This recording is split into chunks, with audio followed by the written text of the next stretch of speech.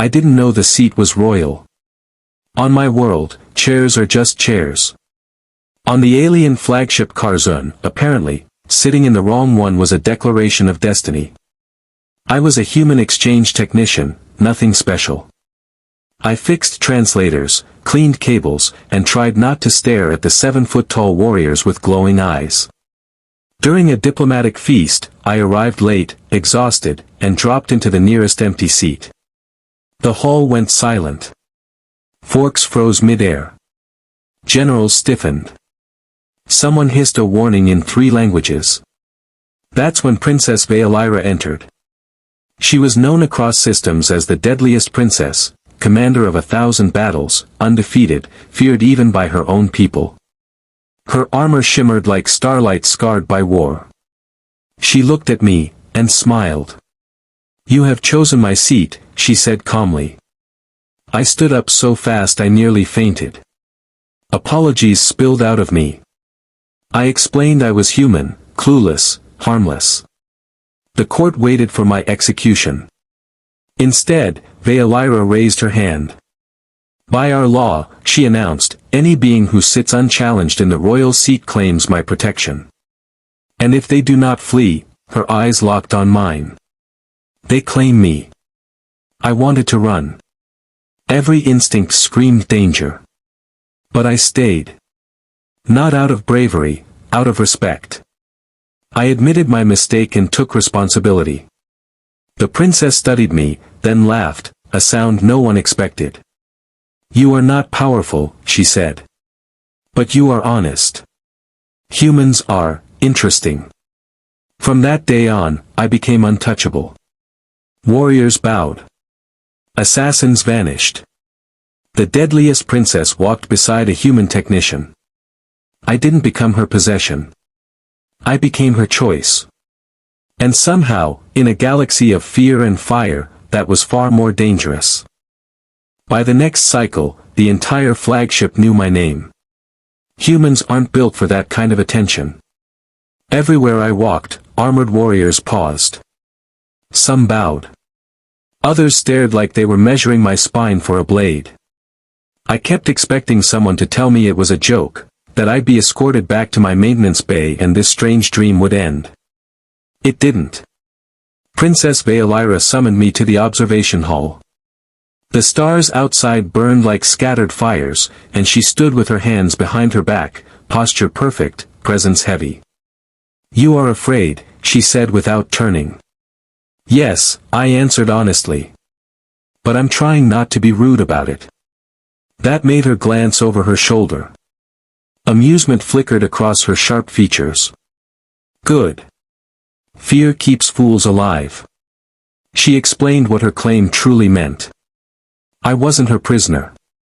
I wasn't a trophy. I was under her word, the strongest shield in her empire.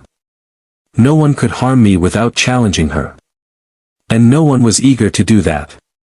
"But why me?" I asked. "You could have anyone." Veilira faced me fully now. "Power seeks power," she said. "But strength seeks balance. You sat among killers and spoke truth instead of begging. That is rare." Training began soon after, not combat, but understanding. I learned their customs. She asked about Earth, our cities, our stubborn hope, how humans survived without claws or plasma blades. I told her we relied on each other. Something shifted then. Not romance. Not destiny. Respect. Rumors spread that the princess had gone soft. That she was distracted. They were wrong. She wasn't softer. She was sharper, because now she saw the galaxy through human eyes. And I began to understand why the deadliest being in the room chose to stand beside someone ordinary. Because sometimes, what a warrior protects matters more than how hard they fight. And unknowingly, I had become something dangerous. Someone worth defending. The first challenge came sooner than I thought.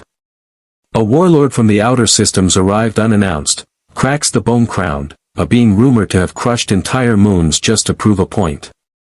He demanded an audience, and when he saw me standing beside Princess Veilira, his laugh shook the chamber. A human, he sneered. This is what binds the deadliest princess now. The room tensed. Hands hovered near weapons. I felt small, painfully human, but I didn't step back. Veilira's voice was calm, but the air around her felt sharp. Choose your next words carefully. Krax ignored her warning. By ancient right, I challenge your claim. Let the human prove his worth, or be removed. Silence fell like a blade. I expected Veilira to refuse, to strike him down. Instead, she looked at me, not as a warrior looks at prey, but as an equal. In our law, she said, a challenge need not be blood. Hope flickered. I stepped forward before fear could stop me. You want proof I don't belong here? I said, my voice unsteady but loud enough. Fine. Then judge me the human way. I spoke of cooperation instead of conquest. Of rebuilding instead of burning. I reminded them that empires fall not from weakness, but from refusing to change. I didn't insult Krax. I didn't threaten him. I reasoned with him. Laughter rippled at first. Then murmurs. Then silence. Krax's expression darkened, not with rage, but something closer to uncertainty. Finally, he scoffed and turned away. Keep your fragile symbol, he growled. I have no interest in breaking what already reshapes you. When he left, the chamber erupted in low voices. Veilira didn't speak. She simply placed a hand over her chest, a warrior's sign of respect. That night, she said quietly, today, you defended me without a weapon. And I realized something important. I wasn't protected because of her power anymore. I was protected because I had earned my place. After Krax left, the ship felt different. Not quieter, more aware. Conversations stopped when I passed. Warriors watched me with new eyes. I wasn't just the human under the princess's claim anymore. I was the one who had stood unarmed before a monster and walked away. That made me dangerous in a way no blade could be. Princess Veilira called me to the war chamber days later. The room was carved from black crystal, walls etched with victories older than my planet's first cities. She dismissed everyone else. For the first time since we met, we were alone. There will be more challenges, she said plainly. Not all will accept what you represent. I figured, I replied. Galaxy doesn't seem great with surprises. That earned a small smile, rare, genuine. Then her expression turned serious. You have a choice, she continued. Remain under my protection and live safely among us, or return to your people. No dishonor follows either path. The weight of it pressed on my chest. Earth meant safety, familiarity, anonymity. Staying meant risk, constant danger, political storms, enemies I couldn't even pronounce. I asked the hardest question. What would you choose? She didn't answer immediately. When she did, her voice was softer than I'd ever heard it. I have chosen battle all my life. You reminded me there are other kinds of strength. If you leave, I will respect it. If you stay, she met my eyes. The galaxy will never see us the same way again. I thought about humans. About how we survive by standing together, even when it's terrifying. About how running from fear never changed anything. I'll stay, I said. Not because of protection. Because this matters. Veilira exhaled slowly, like a warrior before a final charge.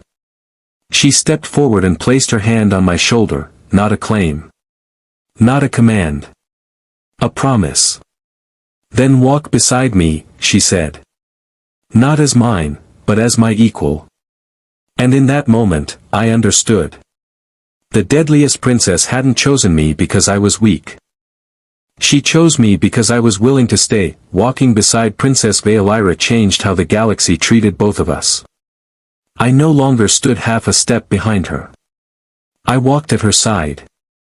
It was a small difference, barely noticeable, but to her people, it was seismic. Equals walked together. Protectors stood apart. The council noticed immediately. At the next assembly, representatives from a dozen systems watched us enter. Some whispered. Some scowled. A few looked hopeful. Veilira took her place at the center. I remained standing, hands visible, unarmed. Human habits die hard. One of the elders finally spoke. You place much faith in a species with no natural weapons. I answered before Veilira could. We learned a long time ago that claws and fangs aren't the only way to survive. We build. We adapt. We stand up again. Murmurs followed. Not disagreement, consideration. Later, when the hall emptied, Veilira turned to me. You speak without fear now. I thought about it. I still feel it. I just don't let it decide for me. She nodded slowly. That is courage. Threats didn't stop coming. They changed shape. Political pressure. Quiet sabotage. Attempts to isolate me from her. Each time, Veilira expected anger or violence as the answer. Each time, I chose dialogue. It frustrated some. Inspired others. One night, standing at the viewport, she spoke without looking at me. If you had chosen to leave, I would still be feared. But unchanged. And now? I asked. Now, she said, turning toward me, eyes bright with something new, I must become more than a weapon. I realized then that this wasn't about me surviving her world. It was about her world surviving the future. A human and the deadliest princess, standing together not to conquer, but to reshape what strength meant. And the galaxy had begun to understand something dangerous. We were no longer an accident. We were a direction. History didn't record the moment with explosions or battles. It recorded a decision. When the vote came, whether to expand the empire by force or form the first true interstellar alliance, every eye turned to Princess Veilira. For centuries, her kind had chosen conquest. Fear was efficient. Fear was familiar. She stood. Then, unexpectedly, she gestured for me to stand with her. This human was an accident, she said to the council. A mistake of seating. A breach of protocol. A pause. And the greatest correction our empire has ever made. She spoke of strength that protects instead of dominates. Of survival through unity. Of how the galaxy was changing whether they wished it or not, and how clinging to old power would only lead to ruin. Then she did something no one expected. She asked me to speak last. I didn't talk like a hero. I talked like a human. I reminded them that every civilization reaches a moment where it must choose what it wants to be remembered for.